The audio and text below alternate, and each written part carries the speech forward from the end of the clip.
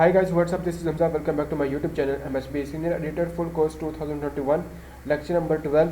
My topic today is what is merchandise and goods merchandise. So guys, video को start करने से पहले अगर आप मेरे चैनल पर नहीं हो तो मेरे चैनल MHB को सब्सक्राइब और लाइक कर दें और बेल आइकन को मस्ट प्रेस करें ताकि मेरी लेटेस्ट वीडियोस की नोटिफिकेशन आप तक पहुंचे।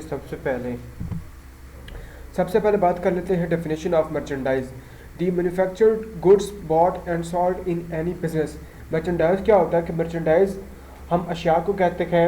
मर्चेंडाइज में गुड्स भी आ जाती हैं कि जो मर्चेंडाइज होती हैं बिज़नेस की टर्म में हम रॉ मटेरियल इनको कहते हैं, या कोई ऐसी चीज़ जिसको हम खरीद कर गुड्स में तब्दील करके फिनिश गुड्स में तब्दील करके उसको सेल करें, उससे प्रॉफिट गेन करें, या हम किसी ऐसी चीज़ को ख़रीदें इस पर्पज़ के लिए कि इससे सेल किया जाए, किसी से ख़रीद कर सेल करने के पर्पज़ से लें तो वो मर्चेंडाइज होता है।